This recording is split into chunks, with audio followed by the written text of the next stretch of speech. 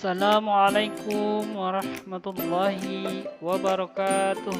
Halo anak-anak semuanya yang Ustadz banggakan, khususnya kelas 2. Hari ini kita belajar lagi, bertemu lagi di pembelajaran tematik tema 4, hidup bersih dan sehat. Subtema 2, hidup bersih dan sehat di sekolah, pada pembelajaran 3 dan 4.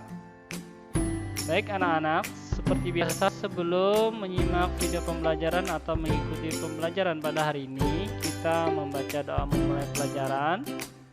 Bismillahirrahmanirrahim.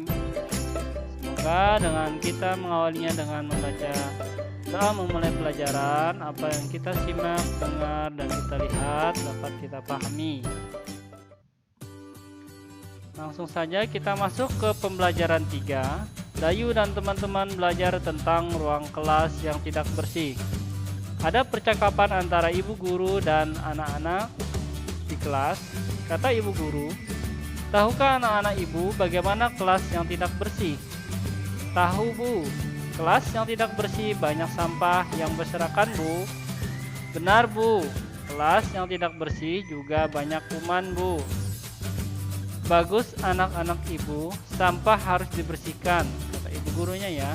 "Kemudian dipisahkan. Ada sampah basah dan sampah kering. Kita harus selalu menjaga kebersihan ya, Nak." Jawablah pertanyaan berikut dari teks percakapan. Apa isi percakapan guru, Dayu, dan teman-teman? Membahas keadaan kelas yang tidak bersih. Yang kedua, bagaimana ciri-ciri kelas yang tidak bersih? Ciri-ciri kelas yang tidak bersih, banyak sampah berserakan dan barang-barang yang tidak tertata rapi. Bagaimana pendapatmu tentang isi percakapan guru, Dayu, dan teman-teman? Pendapatku setuju dengan Bu Guru karena kelas harus bersih agar proses belajar mengajar menjadi nyaman. Apa yang harus kamu lakukan jika melihat kelas kotor? Segera membersihkannya. Jadi yang kita harus lakukan adalah segera membersihkannya apabila melihat kelas yang kotor. Yang kelima, bagaimana sikapmu jika melihat teman membuang sampah di ruang kelas? Sikapku akan menegurnya dengan sopan dan mengajak ia membuang sampah pada tempatnya. Kita lanjutkan. Isilah teka-teki silang berikut dengan benar. Binatang amat kecil yang menyebabkan penyakit. Mendatar. Kuman. Ya, benar ya. Terus turun. Mengandung air. Tiba-tiba basah. Tidak mengandung air, kering. Kita lanjutkan. Kelas yang tidak bersih menjadi sarang penyakit. Kita baca sama-sama. Kelas yang tidak bersih akan menjadi sarang penyakit.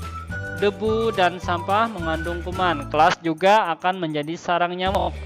Penghuni kelas akan terserang macam-macam penyakit, misalnya batuk, flu, dan demam berdarah. Menjaga kebersihan kelas menjadi tanggung jawab bersama. Guru dan siswa harus sama-sama menjaganya. Jika ada yang membuang sampah sembarangan, harus segera diingatkan. Dengan sikap seperti itu, kebersihan kelas akan terjaga, penyakit pun tidak akan bersarang. Informasi apa yang kamu peroleh dari teks tersebut? Yaitu informasi yang diperoleh dari teks tersebut adalah dampak atau akibat kelas yang tidak bersih. Kita lanjutkan. Amatilah gambar berikut dengan teliti. Di sini ada gambar sebuah ruang kelas yang terlihat sekali berantakan dan berhamburan. Pot bunga ada yang sampai ke atas meja dan di lantai berserakan. Apa isi gambar yang kamu amati? Kita jawab. Isi gambarnya saya amati tentang kelas yang tidak rapi, berantakan, sangat kotor. Apa yang kamu lakukan jika melihat kelasmu seperti pada gambar? Nah, apa yang kita lakukan? setelah kita melihat kelas seperti pada gambar ini, saya akan segera membersihkan dan merapikannya kembali agar kelas menjadi bersih dan nyaman. Kita lanjutkan. Tuliskan tentang kelas yang tidak bersih berdasarkan pengamatanmu. Kelas yang tidak bersih membuat suasana belajar tidak nyaman. Kelas yang tidak bersih akan mengganggu saya dalam belajar. Banyak sampah yang berserakan di ruang kelas, kursi dan meja yang berantakan dan tidak teratur membuat suasana untuk belajar tidak nyaman. Kelas yang kotor dan tidak bersih juga pasti banyak kuman dan menimbulkan penyakit.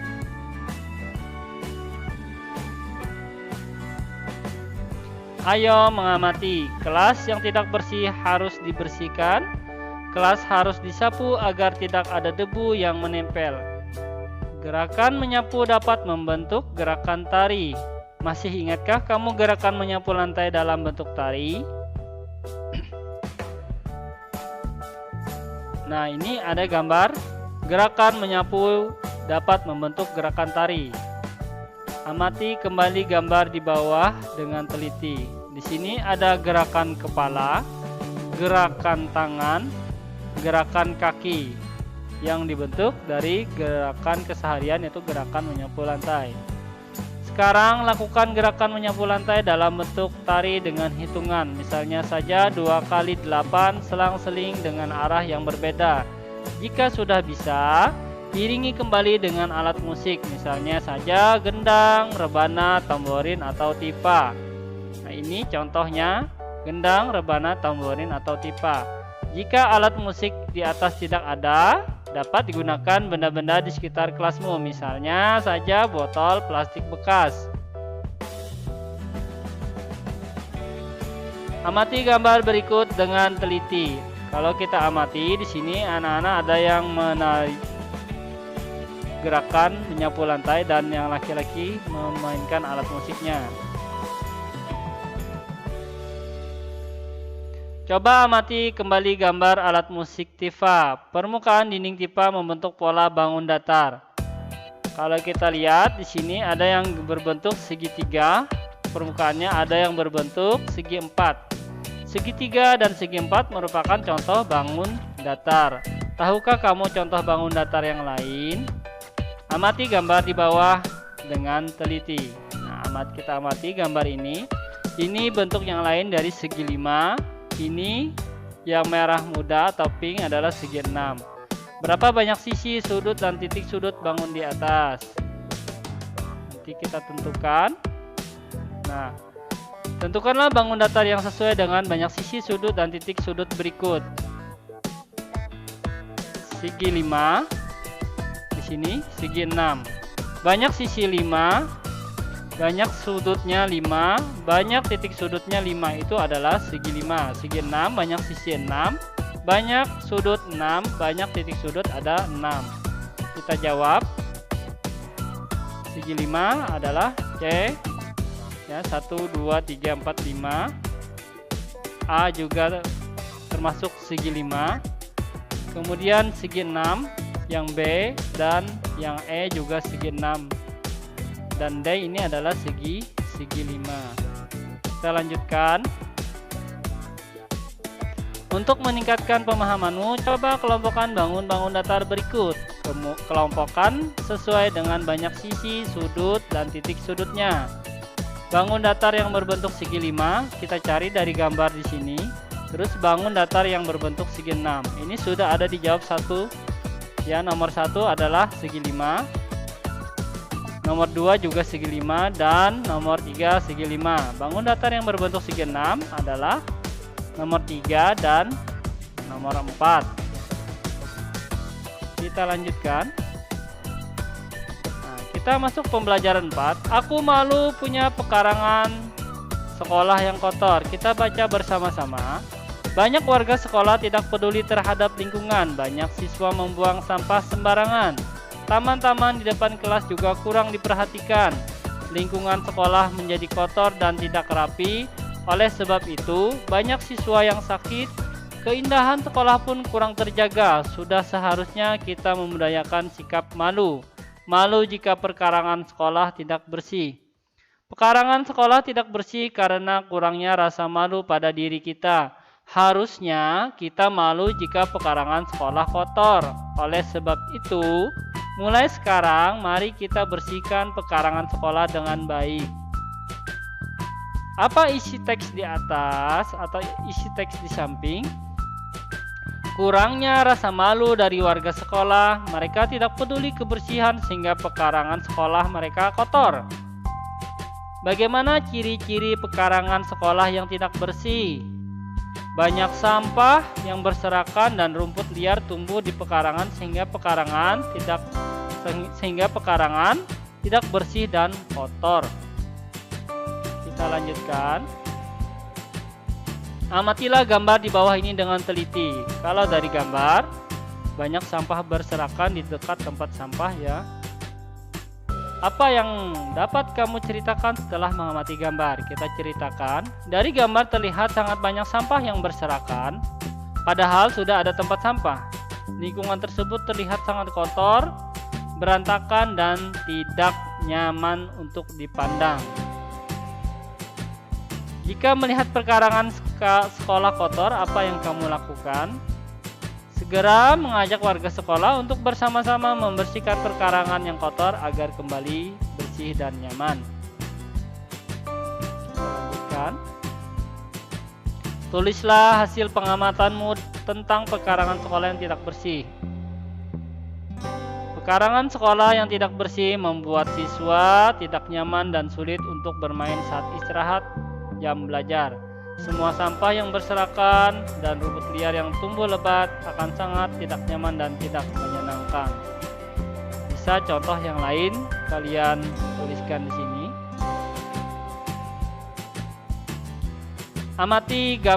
Amati kembali gambar di bawah dengan teliti.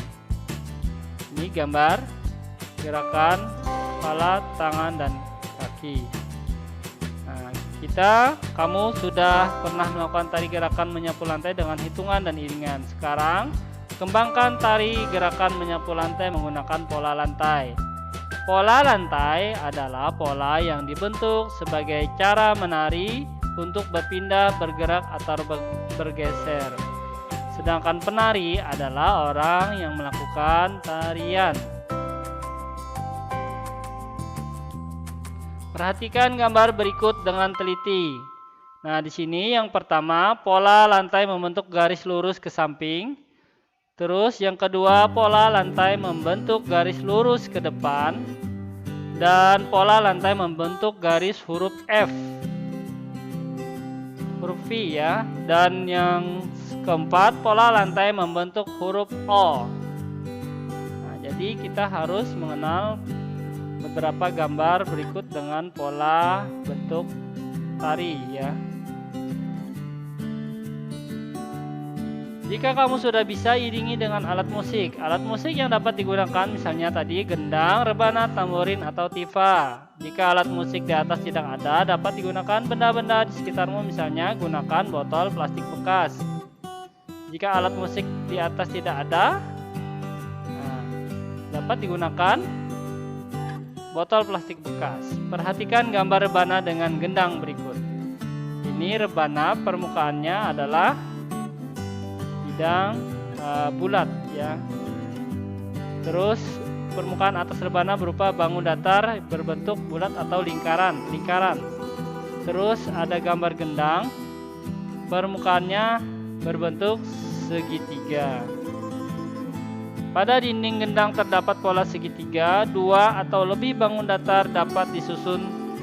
Susunan membentuk pola tertentu. Amati pola bangun datar berikut: bulat, segitiga, bulat, segitiga, bulat, segitiga, bulat, segitiga, bulat, bulat, segitiga, segitiga, bulat, bulat, segitiga, segitiga, segitiga, bulat, bulat, segitiga, bulat, bulat, segitiga, bulat, bulat.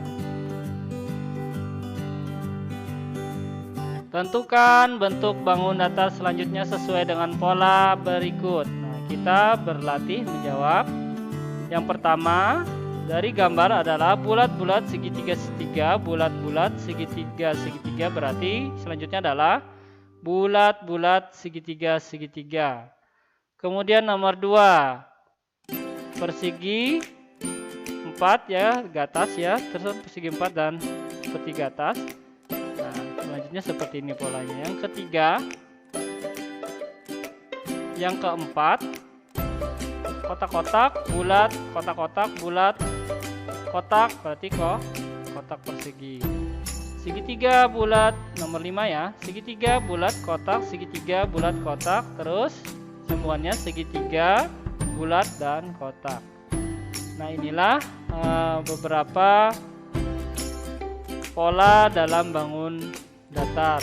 Nanti anak-anak bisa mencobanya dengan berbagai soal latihan yang lain. Kiranya itu saja dari Ustadz untuk video pembelajaran tematik pada pertemuan hari ini. Sampai bertemu lagi di pertemuan berikutnya. Sebelum kita mengakhiri, marilah kita bersama-sama membaca